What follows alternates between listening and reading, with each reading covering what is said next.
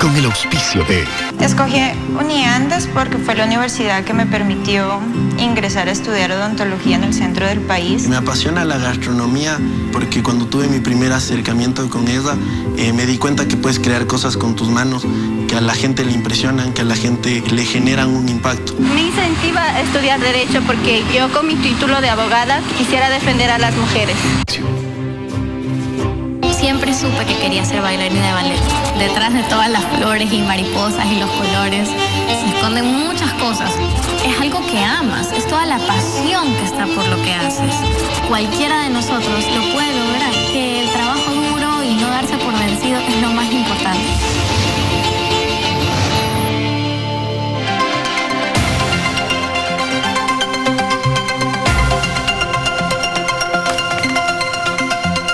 Buenas noches, saludos cordiales, gracias por acompañarnos. Este es el programa Hora 25. La salud es una de las responsabilidades principales que tiene el Estado. La Constitución vigente establece a la salud como un derecho que garantiza justamente el Estado. Es obligación, por lo tanto, permitir el acceso permanente, oportuno y sin exclusión a programas y acciones que ofrezcan una atención integral de la salud a todos los ciudadanos.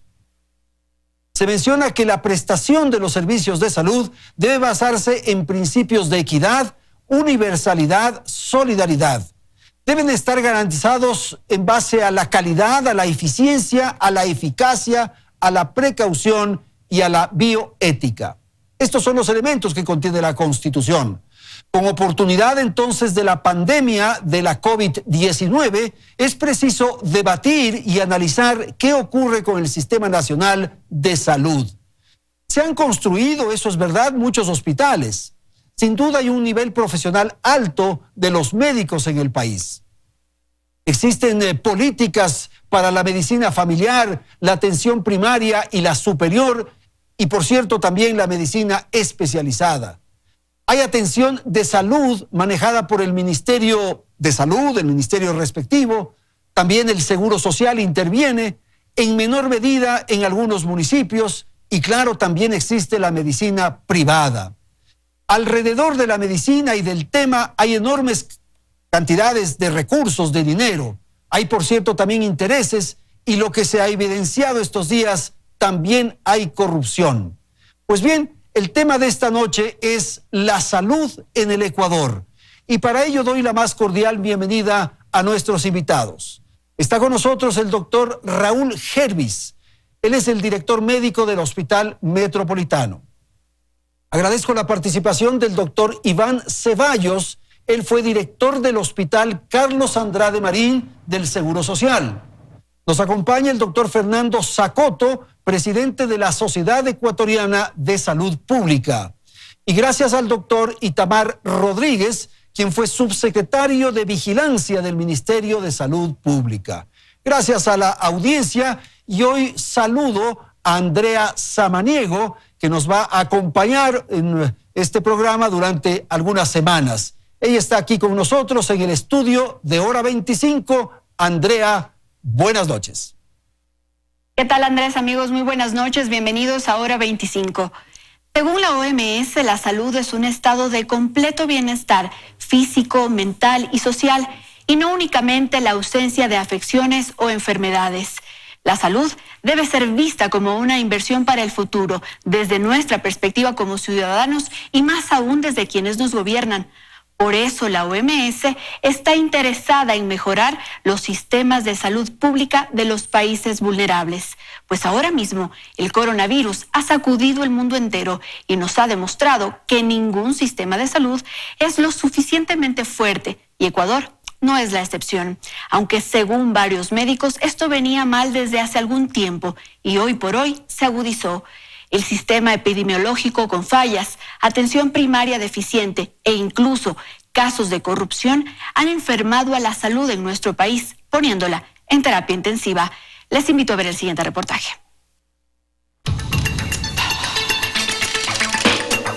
Una alimentación sana y realizar actividades físicas son elementos claves para una buena salud, pero no solo depende de un autocuidado, sino también de la protección del Estado. La garantía del Estado es dotar con todos los servicios de infraestructura básicos, sanitarios, que permitan evitar que se propaguen o que se desarrollen enfermedades. Pero el proceso de prevención y promoción no funciona al 100% en el país. En el desarrollo del gobierno del presidente Correa, la promoción de la salud quedó casi subterránea. El sistema de salud aquí en nuestro país ha sido manejado no por una política preventiva, sino más por una política curativa. El Sistema Nacional de Salud Público tiene una clasificación de los servicios por nivel de atención. El primer nivel es el contacto directo con la comunidad y se han establecido 1.940 entre puestos y centros de salud. El segundo nivel es la atención ambulatoria especializada. El tercer nivel son los servicios especializados. El país cuenta con 16 hospitales en este nivel. Y el cuarto nivel es la experimentación clínica. El único que hay en el país es el Instituto Nacional de Investigación de Salud Pública. Sin embargo, los médicos dicen que las falencias del sistema de salud no son nuevas.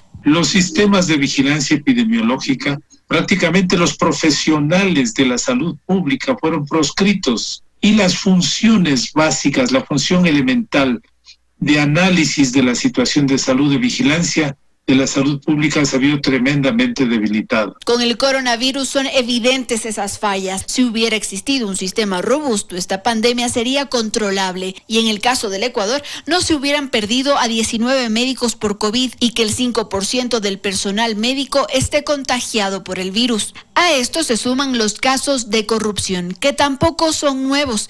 Los últimos son las fundas de embalar a los cadáveres y las mascarillas N95 con sobreprecio. Desde el gobierno anterior se conocía y se sabía que esa mayor inversión de salud que hizo le convirtió al IES, al Ministerio de Salud, en botines políticos. En el presupuesto del 2020 se destinaron $3.800 millones, $500 más que el año anterior. Aún así, los médicos de la red pública de salud reclamaron la falta de insumos en esta emergencia. Ahora la receta para una buena salud como país será más inversión, más compromiso y más transparencia, para así evitar que la terapia intensiva sea eterna. Aquí cabe iniciar el debate y preguntarnos, ¿cuál es el compromiso real para mejorar el sistema de salud en Ecuador?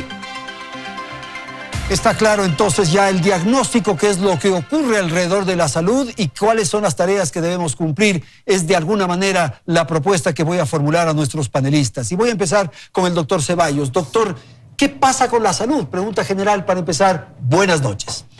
Buenas noches, Andrés, y buenas noches a los compañeros de panel, a la teleaudiencia.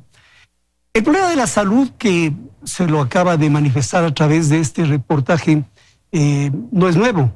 Es un padecimiento que tiene muchos años, debido a que esencialmente en casi todos los países, diría yo, la salud se constituyó también en un elemento de campaña política, de proyecto político, abandonando el principio esencial, que es el de ofrecer a los ciudadanos la posibilidad de atención. Hubo esfuerzos muy notables en este país antes del inicio del gobierno de la Revolución Ciudadana, en donde se empezó a construir con buenas ideas modelos que permitían llegar directamente hacia la comunidad. Había un nivel primario que, si bien no era de gran ejecutoria, por lo de siempre, por falta de recursos, no por falta de iniciativa, sí por falta de recursos, un nivel primario que funcionaba. Había una organización territorial que permitía analizar en el territorio las circunstancias que enfrentaban en la salud los ecuatorianos. El problema de esto es que se radicalizó el ignorar la importancia del sistema de salud y se lo tomó como un verdadero bastión político, es decir, un modelo de manejo político. De manejo político, estrictamente. Claro. Es decir, una concepción ideologizada y no técnica de la salud. Ok. Doctor Rodríguez, su apreciación, si es tan amable. Buenas noches. Buenas noches, gracias, Andrés. Buenas noches con todos los amigos del panel. En efecto, concuerdo con Iván. Un problema, una característica particular del daño al sistema de salud ha sido el involucrar, más que el concepto político, la politiquería. Ya no es lo mismo. Pero no hay que tampoco dejar de lado, o no hay que permitir que ese ese efecto negativo, esa acción negativa, deje por fuera algunas cosas positivas. El decir que no ha habido avances, que no ha habido cambios sustanciales en el sistema de salud, yo creo que es un poco negar lo evidente. Justo estaba pensando antes, cuando empezábamos el programa, en mi caso, aquí casi todos, número arriba, número abajo, somos de la misma generación. Si yo pienso en mi abuelo, que en paz descanse, hace unos 60 años, él era médico y él tenía que atender literalmente a caballo, en la provincia de Manabí. Claro, las condiciones en esa época eran completamente diferentes. Estamos hablando de 60 años. Seguro. Y cuando yo era un niño, ¿sí? Las condiciones también de atención eran completamente distintas. Se habla mucho de la atención primaria, pero yo recuerdo claramente cuando yo de 10 años, y lo que había era muy poco personal de salud, muy poco equipamiento de salud, y cada uno tenía que ver cómo se buscaba la vida. Entonces, si bien es cierto que siempre va a hacer falta, siempre va a haber nuevos desafíos, no podemos negar lo evidente. ¿Por qué? Porque esa es una trampa que nos hacemos nosotros mismos. Si nosotros negamos los avances, entonces siempre nos obligamos a decir, nada sirve, todo hay que volverlo a hacer, y estamos en una permanente rueda en la que volvemos al inicio y no progresamos. Hay avances importantes, hay defectos importantes, como los que ha mencionado Iván y muchos otros, y desde esa altura tenemos que proyectarnos a nuevas metas. Obviamente necesitamos más profesionalización. Mencionaba una de las personas en el reportaje que no hay al día de hoy, por ejemplo, salubristas, epidemiólogos. No solamente es un tema de voluntad, hay dos temas puntuales ahí. El primero, no hay suficiente formación en el país, suficiente oferta de formación en el país para esas especialidades, y segundo, de hecho no se las reconoce como especialidades. Como no se las reconoce como especialidades, no se las paga como especialidades. La pregunta, ¿quién en su sano juicio va a estudiar una especialidad que no le va a permitir tener un salario adecuado para poderse desarrollar? Reconocida, obviamente. Entonces hay otro tipo de desafíos en el camino. Doctor Sacoto, por favor. Bueno, yo quiero iniciar, buenas noches, saludos a todos, también a la teleaudiencia. Yo quiero iniciar realmente, eventualmente coincidiendo con lo que ha dicho el doctor Rodríguez, en el asunto de que nada era bueno y por tanto hay que comenzar de cero. Ese fue el problema de Correa. El problema es de que no reconocieron. De lo de atrás no se reconoció, absolutamente, no se valoró. Absolutamente. Ya está. ¿No es cierto? Entonces yo voy con evidencias. Una de las evidencias, por ejemplo, es que en los últimos 20 años prácticamente no ha existido una sola unidad de primer nivel de atención más. Una sola, prácticamente. Esos 1900 y pico, y eso podemos hablar con pleno conocimiento de causa. El asunto es que quienes ya tenemos 40 años de salud pública, sí podamos dar cuenta del antes y dar cuenta del después. Ahora, uno, evidentemente la salud siempre ha estado a la cola de las prioridades políticas en el país, sin duda alguna, históricamente. Pero por eso, cuando nunca hubo el dinero que hubo en el tiempo del gobierno pasado, que pasó de aproximadamente 300 millones de dólares a cerca de 3.000 millones de dólares, con ese incremento, sin embargo, los resultados en salud pública fueron absolutamente lejanos de esa inversión que nosotros ya nos habríamos querido tener hace 20 o 30 años. Estoy poniendo esa evidencia, por ejemplo, y reto. Yo hablo con cifras. Pero hay el riesgo de que también estemos politizando ahorita, ¿o no? A ver, politizar, yo quiero decir, hay que tener una política de salud y para eso es imprescindible, ¿no es cierto?, que los políticos entiendan qué es lo que hay que hacer correctamente. Al político le preguntan qué va a hacer en salud y dice, voy a hacer más hospitales. Claro. Esa es su respuesta. Entonces, quiere decir que, en definitiva, esta carencia estructural, ¿no es cierto?, básica, ha dado como consecuencia, porque a mí me encantaría que con el dinero que hubo, y por eso es lo que uno tiene que referirse al gobierno anterior. ¿Por qué? Porque hubo dinero que nunca antes soñamos nosotros tener. Entonces, por esa razón, y déjeme decirle que el actual también prácticamente es una inercia que siguió por lo mismo. Y solamente en este punto quiero terminar. Que me diga el doctor Rodríguez cuáles son los índices de vacunación, que me diga cuáles son los índices de nutrición, que me diga cuáles son los índices de, por ejemplo, embarazo en adolescentes, y conversamos sobre cifras, hechos de evidencia. Pero entonces conversemos, rapidito, ya te doy la palabra, Raúl, por favor. Bueno, yo discrepo bastante con Fernando en este caso. Creo que lo más importante actualmente... A día de hoy creo que demasiado le echamos la culpa a todo el mundo. Le echamos la culpa a los políticos, le echamos la culpa a los gobiernos. Y lo que yo preguntaría, le devolvería la pregunta a Fernando, ¿cuáles fueron los resultados en su momento de los 40 años anteriores? Permítame, de los 40 años anteriores. Porque si bien es cierto, una de las primeras cosas que deberías recordar es que de las principales fallas de hace 40 años era que la estadística era muy mala. Y eso tú lo sabes claramente, porque tú puedes ver y puedes comparar los datos que están publicados universalmente, en donde muchísimas patologías tienen un gran subregistro. Entonces, obviamente, si tú no registras, difícilmente vas a tener pues malos indicadores. Okay, rapidito, entonces, creo que no hay que discutir sobre esa línea. Vamos por información, no te va muy bien. ¿Qué es lo que ha pasado en estos últimos días respecto del manejo de la información? Entonces, de ninguna manera, a ver, objetivamente, ¿no es cierto? Ojo, el Ministerio de Salud Pública se creó en el año 1967, el último de los países en Latinoamérica. ¿Y qué es lo que hizo? Por ejemplo, volvamos a la epidemia, un sistema de vigilancia epidemiológica que en la pobreza del ministerio funcionaba muy bien. Y en el año 90-91, por ejemplo, respondió adecuadamente frente a cólera, por ejemplo. Y eso se desmanteló en el anterior gobierno y en el actual. Y puedo decir razones por las que ese argumento de que se desmanteló en los dos gobiernos, en el previo y en el actual. Ok, terminemos ese debate, entonces vamos con Raúl. Raúl, buenas noches, el tema está planteado. Gracias, la Andrés. situación de la salud en el Ecuador. El problema es que la política de salud ha sido manejada por políticos. Ese es uno de los... Y por una visión política, no con una visión técnica. Nadie le cabe duda que la salud debe ser manejada directamente por el Ministerio de Salud como el organismo regente, con una adecuada planificación técnica descentralizada, con adecuados conciertos de relaciones, inclusive descentralizada con municipios, con las estructuras como el Instituto de Seguridad Social, con el sector privado. Y lo que se ha hecho es atomizar para mantener pequeños feudos. Y ahí están los resultados. Yo sí creo que ha habido avances, pero no ha habido los avances a la misma velocidad que el avance de la evolución, de la sociedad, de la ciencia, de la tecnología. Ha habido retrocesos. No cabe duda que lo que ha pasado en los últimos 10, 15 años ha sido devastador para el Ecuador, pero sin duda ha habido avances muy lentos. Concuerdo con Fernando que antes existía un mejor control epidemiológico, una cierta mayor evidencia de medicina preventiva incipiente a lo que debería ser ahora, pero mucho más de lo que en su momento había. El problema es que también se descuidó mucho de la medicina preventiva y mucho de la medicina curativa, y se dedicó a hacer simplemente pantallas políticas y esquemas absolutamente antitécnicos, y no es cuestión de dinero.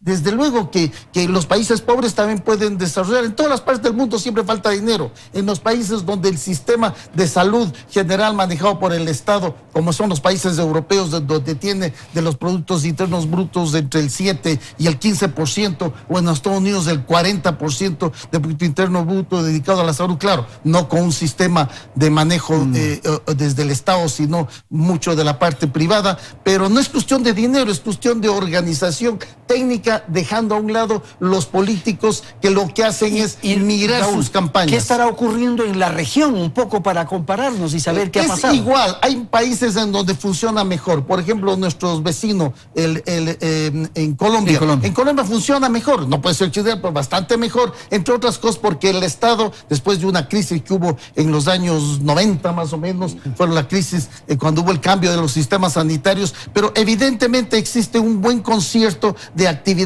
descentralizada con las diferentes gobernaciones y con el sector privado en Colombia. Lo mismo pasa en Perú, lo mismo pasa en Chile. No son ideales, desde luego. Nosotros seguimos muy a la cola. Está mejor. Argentina, bastante peor, ¿no? O por lo menos tan mal como nosotros, ¿no? México igual es caótico, ¿no? Brasil, ni se diga, lo que estamos viendo ahora es la demostración. Es decir, el problema es que la política de salud es manejada con visiones políticas y no técnicas. Y deberían ser políticas bien entendidas de Estado, o sea, que perduren los gobiernos. De Estado, privilegiando no solamente porque a veces, con perdón de los saludistas, pero siempre ven solamente la medicina preventiva como lo uno. No, la preventiva es fundamental y la curativa también. No nos olvidemos que la curativa no solamente con circunstancias de epidemia, sino cuando la población va envejeciendo, ya no es solamente vacunación como era en los años 80, Fernando, ¿no? Que recordarás, ¿no? Ahora también se piensa mucho en los cuidados del adulto mayor, que aquí en el Ecuador cero.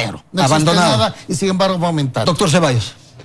Bueno, es muy importante recalcar que se han dado verdaderos retrocesos en los últimos 10 años. Eso es innegable. Yo recuerdo como cirujano en el Hospital Andrade Marín, trabajé 25 años y durante un largo periodo veíamos, por ejemplo, bocios ocasionales y pequeños.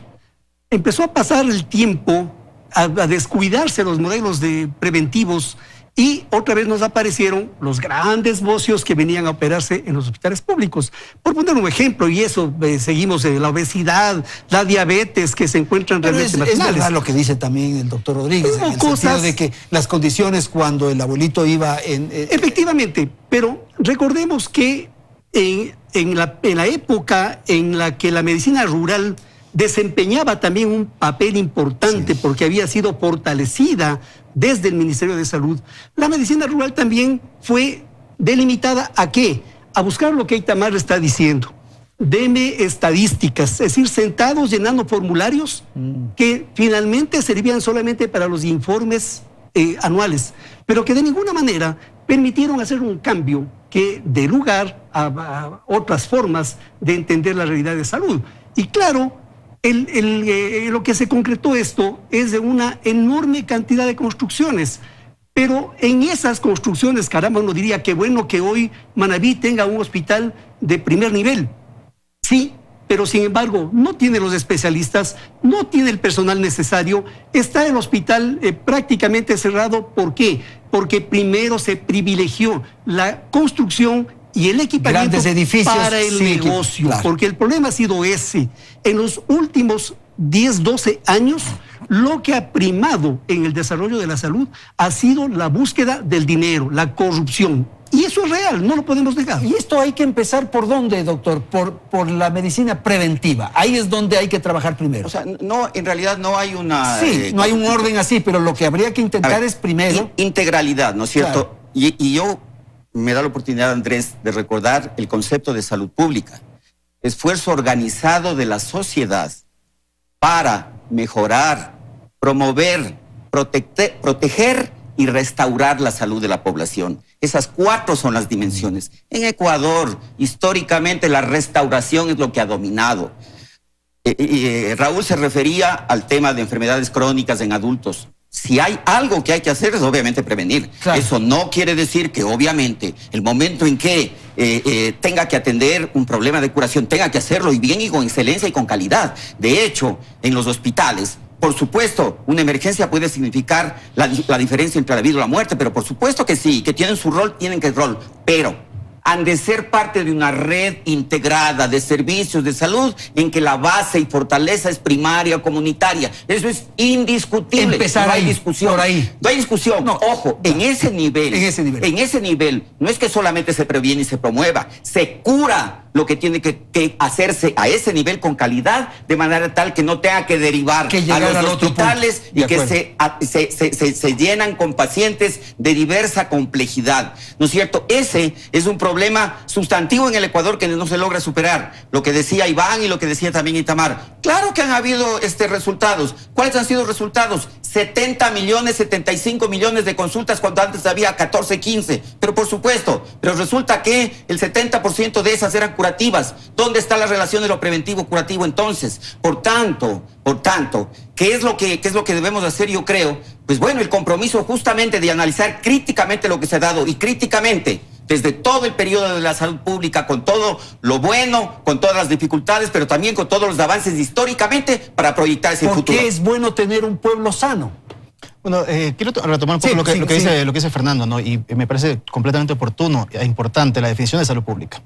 El esfuerzo organizado de la sociedad. Y justamente esa es la base. Mucho se discute ahora de salud pública y se trata, como lo hemos hecho en este panel, lamentablemente, de llevarlo mucho a los servicios. ¿Sí? Los servicios. Y los servicios curativos, la mayoría, son una pequeña porción. Una parte. Porque cuando hablamos de salud pública, cuando hablamos de salud y hablamos de prevención, yo les pregunto, ¿dónde está la seguridad ciudadana? ¿Dónde están los espacios para que las personas puedan desenvolverse, como lo dice la Constitución y como dice la OMS en muchos de sus pronunciamientos? ¿Dónde están los espacios seguros para los niños, para que salgan, para los adultos mayores a caminar, para recreación? ¿Dónde está la buena alimentación, el derecho a la buena alimentación, el agua potable, etcétera, etcétera, etcétera? Que esas son variables sumamente importantes de prevención. ¿Y sabe cómo se construye eso? Con dinero. Sin lana nadie teje. Una parte también. Una gran parte, sí, con conocimiento técnico. No hay nada que inventar, todo está escrito. Ejemplo, Corea del Sur tiene un gran sistema preventivo, con un gran presupuesto. ¿Producto de dónde? De los grandes impuestos que se ponen a los consumos nocivos. Pregunto yo, ¿cuántos impuestos fuertes a consumos nocivos tenemos aquí en el país? ¿Cómo manejamos el presupuesto? Aquí se habla de 3.800, 3.200, la cantidad que ustedes quieran, ¿cierto? Sincerémonos, vamos a ver finanzas y demás. No es verdad. Usted tiene una línea que dice 3.800, 3.600 millones asignados a salud, pero resulta, no solamente que no se llega, resulta, y muchos de los que estamos aquí sentados lo saben, resulta que esos 3.800, 3.600 millones están incluidos también muchas asignaciones a los municipios, porque resulta que el agua potable también es salud. Entonces se computa como salud, no para el Ministerio de Salud, salud, ¿cierto? Y resulta que también en esas asignaciones hay N número de asignaciones para N número de sectores, y cuando usted va mermando, resulta también que tiene dos grandes situaciones. Primero, usted no se puede gastar el dinero hasta el mes de abril. ¿Por qué? Porque le ponen 10.000 trabas en finanzas. Y cuando llega el momento le dicen, en el mes de abril y mayo, usted no se ha gastado, le vamos a recortar. Pero no me lo pude gastar porque usted no me dejó. No importa, no se lo ha gastado, es ineficiente. Y por último, también resulta que usted tiene una parte de ese dinero en inversión, donde le señalan y le dicen, sí, usted se puede gastar, pero su techo es este. Y solo se lo puede gastar en esto. Pero para gastárselo, me tiene que pedir permiso. Y yo el permiso se lo doy 4 meses después que me lo dio. Es que y cuando le llega el permiso, usted ya no lo puede ejecutar. Esas son las cosas como son. La plata no es infinita, sí. Lo que pasa es que se mencionó la necesidad de la integralidad. El tema no es de plata. Si solamente fuera plata, muchas veces hubieran solución. Desde luego que falta. Siempre ha faltado plata. No solo de plata. Pero no es lo fundamental. Lo fundamental es estructurar bien.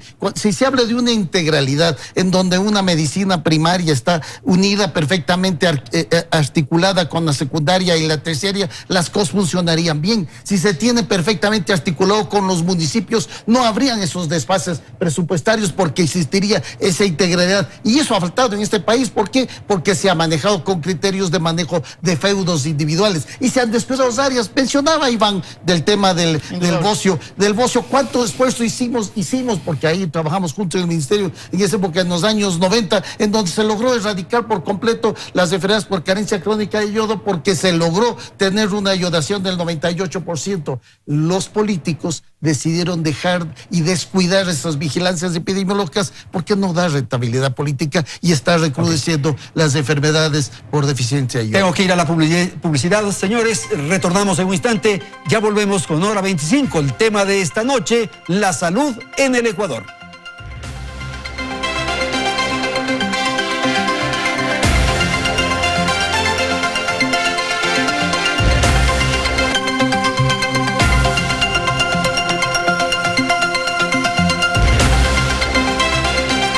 Gracias por continuar con nosotros. ¿Cuál es la capacidad de la red de salud de nuestro país? Según el último reporte del INEC en 2018, en Ecuador existen 24.459 camas sensables y 1.550 camas de unidad de cuidados intensivos. De estas, 800 son del sistema público. Sin embargo, la Organización Mundial de la Salud sostiene que UCI debe ser un 10% de las camas de hospitalización disponibles en el sistema. En la actualidad, las autoridades han aumentado un 82% su capacidad como reacción a la crisis sanitaria derivada del coronavirus. Sin embargo, no basta con aumentar este número, sino que existan camas operativas, es decir, que cuenten con todo el personal médico e insumos para atender la emergencia. En América Latina y el Caribe en 2017, el gasto promedio en salud sobre el Producto Interno Bruto fue del 3.75% y en ese mismo año Ecuador invirtió 4.36%, cuando el mínimo recomendado por la Organización Mundial de la Salud es de un 6% del PIB. Uno de los países que más invierte en salud es Cuba, con un 10%, seguido de los Estados Unidos, mientras que entre los que menos invierten se encuentra Haití y Venezuela. Además, según el gasto por habitante en salud, también resalta Cuba, pues la inversión es de $2.223 por habitante. Uruguay y Argentina gastan valores menores a los 1.500. mientras Ecuador se ubica dentro de los países de la región en el 11º lugar de 32 naciones, pues su gasto en salud por habitante es de $274. A eso consultamos al panel. ¿De qué depende que en Ecuador gaste tan poco en salud? Gracias, Andrea. Entonces ahí está lo que estábamos tratando en el segmento anterior. Si se invierte en salud, tenemos una respuesta en una ventaja, en un beneficio para la población. Mi querido Andrés, Edmundo Granda, que no está con nosotros hace tiempo, un salubrista insigne del Ecuador, él dijo que el Ministerio de Salud de Ecuador, al igual que otros de América, no eran de salud pública, eran de enfermología pública. Ajá. El reportaje, con mucho cariño y respeto, también incide en el mismo error. ¿Por qué razón? Habla de la pandemia y se restringe al tema de camas de cuidados intensivos. ¡Ojo! Las epidemias no se combaten en los hospitales. No hay manera, el mundo ha demostrado que sistemas sólidos, cuando ven desbordada su capacidad, es imposible de que puedan resolver. Italia, España, sistemas muy sólidos. Por tanto, ojo, en la misma epidemia, que es la base del problema, no hubo ninguna actividad de carácter comunitario, sistema comunitario de vigilancia epidemiológica, que este mismo momento algunos municipios por su propia iniciativa están desarrollando, por ejemplo, en Manabí. O sea, trabajar antes de que sea necesario trasladarlos a los hospitales. Es decir, hay que manejar las dos cosas, pero prioritariamente. La epidemia no va a controlarse en los hospitales, por Dios. No hay unidades de cuidados intensivos ni camas que nos satisfagan. Si no hacemos la labor en la comunidad, en el barrio, que allí es donde se genera la epidemia, pues que la razón no pide fuerza. Pero por esa razón, yo creo que es imprescindible entender, como bien ha dicho Raúl, con un concepto integral de Sistema Nacional de Salud. Y una última cosa, también hay una equivocación. No son $274 por persona por cápita en el Ecuador. En realidad estamos ahorita alrededor de 600 y pico. Estoy hablando del gasto total. Es posible que eso se refiera solamente al gasto público. Pero el gasto total, público y privado, en este momento estamos alrededor de $600. Y claro que se ha incrementado. ¡Ojo! Pero también se incrementó, ¿saben qué? El gasto de bolsillo en salud. En Ecuador, ¿cómo eso no entiendo? El gasto de cuando uno quiere curarse, tiene que pagar de su bolsillo y tiene que pagar. Eso es terrible, porque cuando a veces tiene que eso pagar. No está registrado, porque una cosa es lo que paga el Estado y otra cosa es lo que paga el privado. Está registrado. Lo que quiero decir es que es dramático, porque si es que yo tengo que hacer frente a una gripecita, no es problema, pues me voy y gasto y hago mi gasto ese de bolsillo.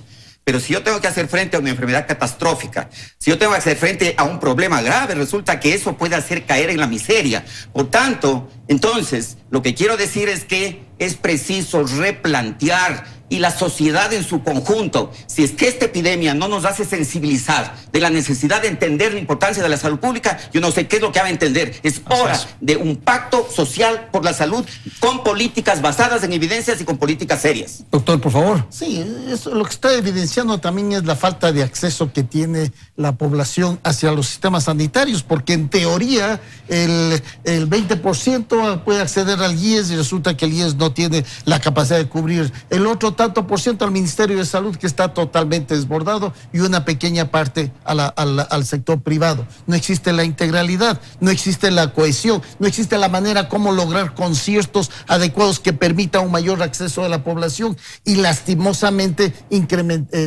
lo que hablaba del déficit del gasto per cápita en salud es desgraciadamente triste en el Ecuador. Entonces, realmente lo que se necesita es una política de integralidad donde reunamos a todos los actores, no pidamos, yo hago esto pero tú no puedes hacerlo, porque cuando decía Itamar que no se llegó a gastar, sí puede haber trabas burocráticas, pero fundamentalmente es la ineficiencia, un incremento burocrático, la cantidad de asesores.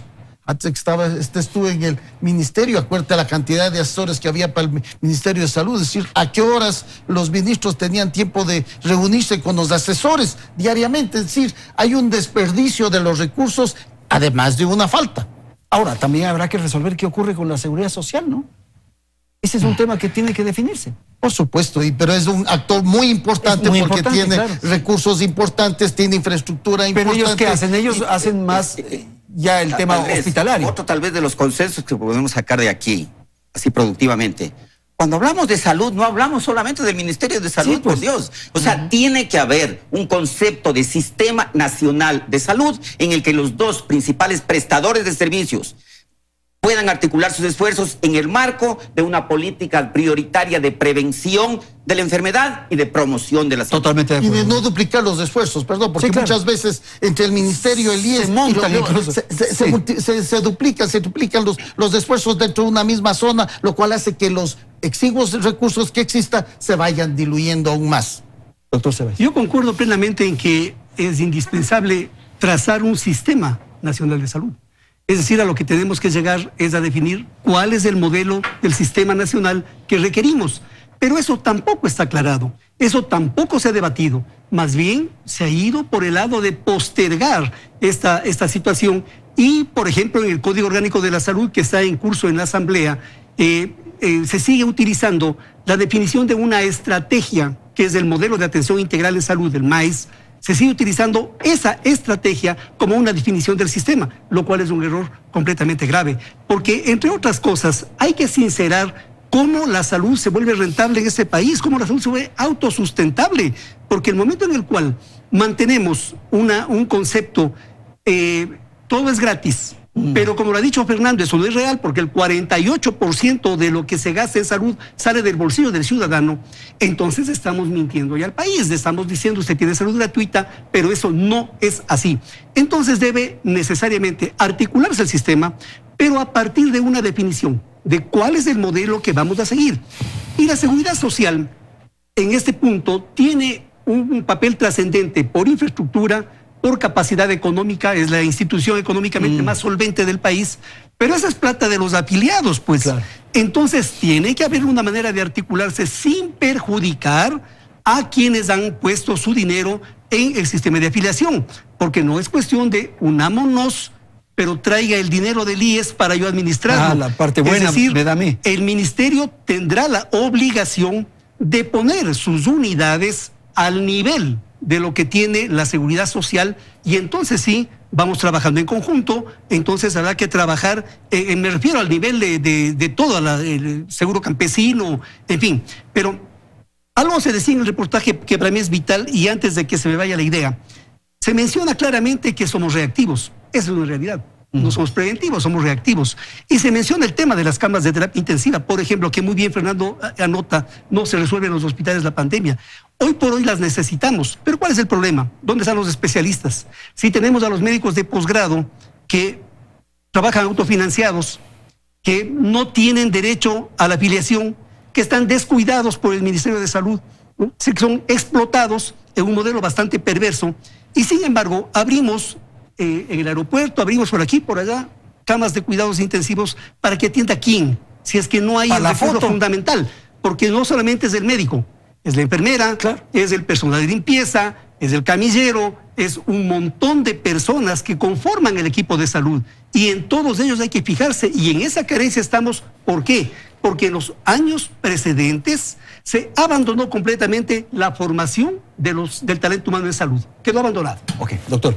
De acuerdo, coincido plenamente, empezando por Fernando. En efecto, hay que señalar, hubo un grave problema y que no lo ha cambiado el gobierno en este momento, y la respuesta que ha tenido es no haber tenido una buena estrategia de respuesta. Las epidemias no se manejan de los hospitales, las epidemias se manejan desde las comunidades. Eso es universal y eso es así. Estoy completamente de acuerdo contigo, y es algo que el gobierno tiene que entender y tiene que actuar rápidamente. Si se hubiera hecho lo adecuado en el momento oportuno, se hubiera trabajado en el territorio, hubiéramos tranquilamente podido, quizás, hasta tener que prescindir de la cuarentena, quizás. Entonces es un grave error no haber tomado las acciones necesarias, colectivas. Discrepo, en cambio, cuando decimos que no hay definiciones de sistema de salud. Nuevamente, hay definiciones de sistema de salud, podemos estar de acuerdo o no, pero existen. Por ejemplo, hay un mecanismo de relacionamiento entre lo público y lo privado que tiene muchas críticas, y en efecto hay que señalar las críticas. Yo soy de los más críticos al respecto. Por ejemplo, claro, ¿qué clínica va a querer ofrecer sus servicios al sector público si el sector público luego, algunos miembros del sector público lo extorsionan para que les puedan pagar? Claro, eso es corrupción, pero el mecanismo existe. Entonces, no es el mecanismo el que está fallando, no es que no exista un mecanismo, es que lamentablemente hay corruptos que se meten en distintos estamentos, ¿sí? Y desde ahí dañan la estructura. Pero hay un mecanismo hace mucho tiempo de relacionamiento entre lo público y lo privado. De la misma forma, ha habido abuso de ese mecanismo de los dos lados. de quien oferta y de quien recibe. Seguro. Entonces hay pasos que están dados, ¿no? O sea, no hay mucho que discutir ahí, hay que llegar a acuerdos. Y en el tema del COS, lo mismo. También estoy de acuerdo y creo que hay que ser muy crítico. El COS en sus inicios tal vez fue muy institucional, ¿no? Fue una cosa que se quiso manejar como Ministerio de Salud y poco más. Después se abrió como tenía que haberse abierto, pero siempre va a haber el tema de, a mí no me preguntaron, si me preguntaron, llegué tarde, pero nunca va a haber una fórmula perfecta. Pero hay que llegar a tener un marco normativo ya, ¿sí? Que lamentablemente ha pasado varios años y no se llega porque no se llegan a acuerdos y al final todo está en el aire. Hay que sacar el COS. De alguna manera hay que tener un COS que nos permita tener un marco regulatorio en donde desempeñarnos, en donde se diga, ok, el sistema de salud es integral, es integrado, esto hacen los privados, esto hacen los públicos, bla, bla, bla. Y a pesar de que todo está escrito, nunca vamos a estar de acuerdo, pero vamos a estar un paso más adelante. Y en el camino tendremos que ir perfeccionándolo. Pero no podemos seguir nosotros parados, ¿sí? Esperando tener escrito la perfección, el perfecto concepto del sistema de salud, el perfecto concepto de redes. No va a haber. No, eso no existe. Ok, tenemos una ronda final. A ver, sí. Pero hay una cosa que Itamar menciona y que es fundamental. Efectivamente, es indispensable que exista un marco regulatorio, pero en la forma en que está, yo no estoy de acuerdo en que debamos sacarlo como está y ya veremos cómo lo vamos cambiando. Porque empecemos por el nivel de asamblea que tenemos. Si con ese nivel de asamblea sale esta ley como está, y para poderla reformar, para poderla mejorar, para las calendas griegas, pues es decir, donde no hay una cabeza pensante que pueda decir en salud, esto hay que hacer, vamos a estar perdidos. Entonces, el código tiene que ser discutido este rato y tratar de llegar no a lo perfecto, pero sí a lo mejor. Y eso hay niveles de imperfección en los que se encuentra ahora, por ejemplo, porque lo que tiene es una tremenda ideologización, está ideologizado, es decir, están viendo desde la perspectiva de la visión política, yo diría de los años 60, 70, con esas visiones, es absolutamente, prefiero que no lo exista, o sea, yo prefiero que no salga el COS como está ahora, a que salga donde no se está usando los recursos de los diferentes. Cuando habla Itamar del relacionamiento público-privado, sí, está escrito el relacionamiento público-privado, pero no existen las vías de relacionamiento, no se aprovecha, no aprovecha el sector público de las ventajas del sector privado y el sector privado no puede ofrecer lo que puede ofrecer al sector público. Y es ahí donde surge la corrupción, porque no existen reglas claras, porque está la ideología de por medio, está la visión esta perversa de entender que todo el que tiene un poco más es malo y perverso, y así no podemos avanzar, no podemos seguir con los discursos de los años 60. Solo una cosa. A ver, 30 segundos. Sí, estoy de acuerdo en lo que dice. En efecto es verdad, pero no la parte ideológica, sino lo otro. Una de las cosas que falta clarificar son las fuentes de financiamiento. Ese es el detalle.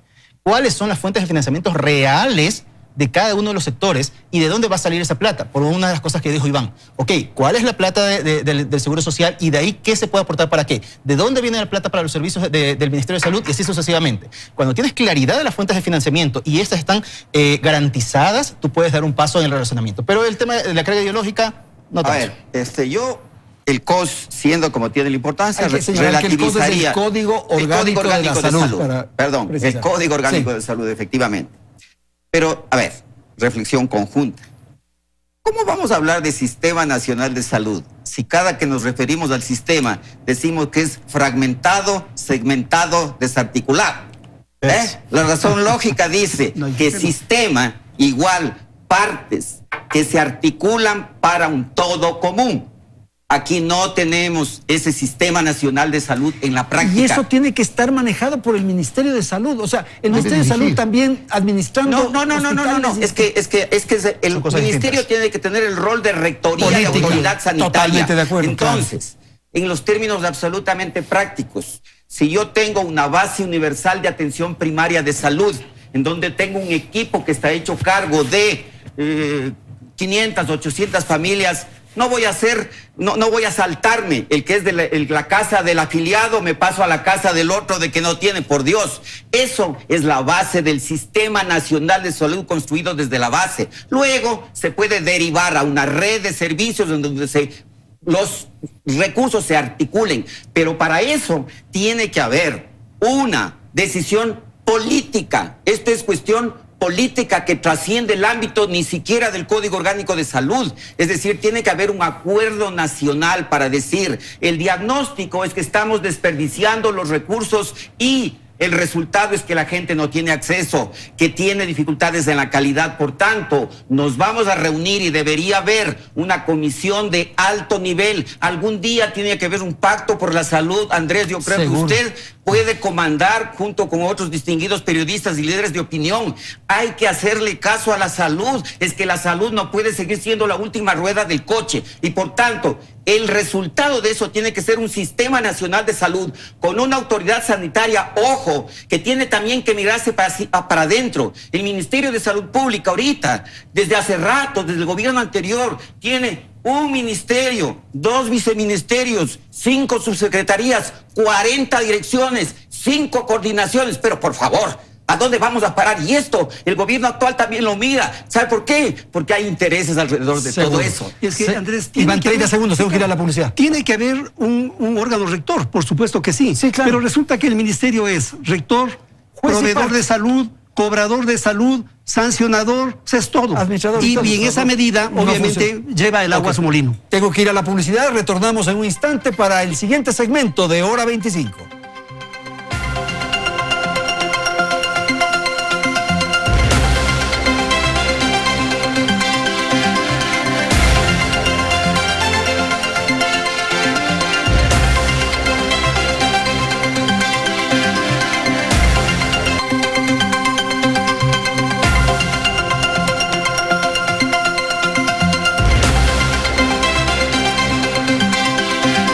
Bien, vamos al segmento final del programa. Quiero proponer a nuestros panelistas quizás conclusiones y fundamentalmente qué hacer, cómo enfrentar estas dificultades que han sido planteadas en el transcurso del programa. Empezamos con usted, doctor Rodríguez, por favor. Gracias, Andrés. Bueno, creo que es importante, como se ha mencionado en este panel, trabajar sobre acuerdos mínimos. Tenemos como sociedad que tratar de llegar a acuerdos mínimos, ponernos de acuerdo en las cosas fundamentales. Para nadie es desconocido que la prevención es importante en todo sistema de salud, pero esa prevención tiene que estar ligada a recursos. Si no hay una fuente de financiamiento para poder garantizar prevención y promoción, estamos hablando en el aire. El talento humano. El talento humano es extremadamente importante y tal vez uno de los aspectos más olvidados. Y no es un tema solamente del Ministerio de Salud o del sistema de salud. Ahí interviene también la educación superior, la educación básica, y debe haber una decisión política de poner al talento humano en su justa dimensión. Y no solamente los médicos, hablamos de médicos, enfermeras, tecnólogos, técnicos, etcétera. Incluso personal administrativo, que es muy, muy importante que se especialice cuando estamos hablando de salud. El establecer políticas reales de salud que trasciendan un gobierno, que trasciendan un momento. Todos tenemos que tener claridad en que no podemos seguir disputando entre si esto lo maneja lo público o lo privado. Hay un principio fundamental, la salud, al menos para mí la salud es un derecho y así está garantizado en la Constitución y creo que debería seguirse garantizando de esa manera. Cuando hablamos de gratuidad, estamos claros que no hay nada gratis en la vida, que eso tiene que ser financiado. El concepto de gratuidad va más allá, trata de reflejar el derecho de las personas a poder recibir la mejor atención posible que permita desarrollarse como persona en el concepto de salud sin que prime antes el que tenga recursos o no tenga recursos. Entonces, lo que hay que discutir es cómo poder garantizar ese derecho, cómo poder garantizar que exista realmente un financiamiento para eso con la participación de todos. Y por último, pues definitivamente sí, hay que tener a las personas más preparadas en los sitios más preparados. Yo no creo mucho en que necesitemos controladores supra. Yo creo que si las cosas se hacen bien, en el sitio donde se tienen que hacer, se hacen con responsabilidad, con disciplina, con honestidad, las cosas pueden mejorar. Entonces, participación de la academia, participación de la sociedad organizada, participación de cada uno de los estamentos que se relacionan con el buen vivir, decisión política y acuerdos mínimos. Creo que con esas bases se podría tener esperanzas de poder avanzar. Perfecto. Doctor Ceballos, por favor. Yo recogería inicialmente lo que Fernando ha mencionado aquí, es decir, se requiere un gran acuerdo nacional para entender que la salud es una necesidad y un derecho de todos y tenemos que trabajarlo en ese camino. Pero no dejaría de lado y añadiría algunas cosas de lo que ha mencionado Itamar, que una de las principales causas para que esto no se cumpla es precisamente la corrupción. La Comisión Nacional Anticorrupción ha demostrado fehacientemente desde hace rato y con mayor insistencia en estos días lo que está pasando. Y hay mecanismos que permiten controlar esta corrupción. Esos mecanismos no hay que inventarlos, es cuestión de sentido común. Hay formas de cortar las uñas largas de aquellos que se incrustaron en la administración pública, no con la finalidad de servir, como es la misión del empleado público, sino con la finalidad de enriquecerse. Y ahí es donde hay que incidir precisamente. ¿Cuál es el objetivo de ello? Lograr que los recursos se optimicen, que no nos pase lo que nos ha pasado en esta pandemia, en donde el dinero, incluso ahora, se lo están robando y eso es una infamia, ¿no es cierto? Entonces, debe incidirse en ese sentido y para ello el mecanismo más simple es el volver a crear en la ciudadanía la conciencia de lo que es la pulcritud, de lo que es la moral, de lo que es la ética pública, porque de lo contrario se terminan normalizando situaciones como esta, y lo hemos visto, ¿no es cierto? Que se roben algo, pero que hagan carreteras. Eso es normalizar las cuestiones, es decir, nadie tiene por qué robarse un centavo de la administración pública y todos los ciudadanos, ahí entra la participación ciudadana, el control social empieza por vigilar precisamente que nuestros recursos sean acertadamente manejados en beneficio de la comunidad. Muy bien, doctor, por favor. A ver, yo creo que el Estado tiene 3 grandes obligaciones de muchas más, pero son 3 fundamentales, que es la salud, la educación y la seguridad. Eso es lo fundamental de un Estado. Creo que resulta interesante el proponer un gran pacto general, de un pacto de la Moncloa, una cosa de esas que permite la viabilidad, porque hay que tomar los modelos que existen en el mundo. Si no hay nada que inventarse aquí. Ok, no aspiremos a tener de entrada modelos que se han ido perfeccionando en décadas o en siglos, como el europeo, que comenzó en Inglaterra a finales de los años del siglo XIX y se ha ido perfeccionando. En estos 20 años, no solamente los países nórdicos, España, Francia han mejorado de una manera espectacular, que a pesar del golpe de la pandemia la han enfrentado, ¿no? Entonces, tomemos, por ejemplo, modelos más cercanos, pero hay el tema cuando se mete lo ideológico, ¿no? El tema, yo creo que el tema colombiano, que también algo mencionó, que tiene falencias, pero dista mucho de ser bastante mejor que lo que somos nosotros, o el chileno, que son modelos que pueden implementar del manejo integral del Estado bien articulado, que decía Fernando, articular para hacer de la verdad un sistema que no es más que una declaración escrita en la Constitución, el sistema integral de salud. Porque cuando hablamos de gratuidad, sí, se establece, es gratuito, pero buscarás quien te lo pague. Claro. Buscarás quien te lo pague, porque lo que es nosotros no vamos a conseguir los recursos. Así no funciona. Y se puede articular en una sociedad de tinte capitalista como la que vivimos adecuadamente, pero con voluntad política, que no sea ideada solo con visiones de los políticos. Me parece muy interesante la idea del acuerdo, el pacto de Moncloa, para que supere a los gobiernos y constituir ya un sistema que funcione adecuadamente. Por favor. Tal vez 4 conclusiones. La primera, hay que entender que la salud evidentemente rebasa el ámbito del hospital, de los servicios de salud. Por tanto, salud como un manejo y expresión intersectorial de distintos sectores, agua, saneamiento, alimentación, etcétera, etcétera, con espacios territoriales de acción. El segundo, el Sistema Nacional de Salud no se refiere solamente a los servicios. El Sistema Nacional de Salud es eso, Sistema Nacional para mejorar la salud de la población, por tanto involucra todos los diversos aspectos que hemos dicho. Y hay algunos modelos, los que ha dicho Raúl, sin duda alguna. También tenemos desde Costa Rica el mejor desempeño frente a la pandemia en este momento, casi a nivel mundial, es Costa Rica, y en otras instancias Vietnam. El Costa Rica tiene 6 fallecidos. Vietnam no tiene un solo fallecido. No tiene un solo fallecido. De ese tamaño estamos hablando. Vietnam tiene 90 millones de habitantes. ¿Qué es lo que tienen en común? Una base territorial sólida de atención primaria, de atención comunitaria. El tercer, la idea. Tiene que haber una política de Estado, y esa política de Estado tiene que interesar, yo creo que es autocrítica nuestra, los salubristas, hemos hablado solo entre nosotros. No, esto tiene que entender los señores del Comité Empresarial, tienen que entender la CONAIE, tienen que entender los decisores de política nacional, que la salud tiene que ser defendida porque es un valor social. Por tanto, con el último punto, estamos a meses de un cambio de gobierno. Ese cambio de gobierno, los próximos candidatos tienen que dejar de decir las generalidades de que voy a construir más hospitales. Tienen que tener un compromiso, y para eso le invito nuevamente, Andrés, a que podamos gestionar una comisión ciudadana de alto nivel que haga respetar lo que es una política de salud basada en evidencias, y de que eso sea respetado, y que no coloquen a cualquier aventurero, que no coloquen a cualquier inexperta como la anterior ministra de Salud, que en el tiempo más difícil efectivamente, ¿qué intereses le pusieron? Eso no puede pasar. Es hora de que un equipo sólido, íntegro, y con conocimientos y experiencia asuma la delicada función de atender la salud de los ecuatorianos. Perfecto, muchísimas gracias entonces al doctor Raúl Gervis, a Iván Ceballos, a Fernando Zacoto y a Itamar Rodríguez. Gracias a la audiencia, felicidades, hasta la próxima semana.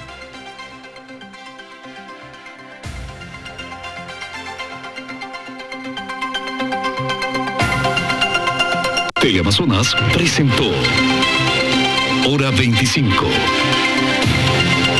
con el auspicio de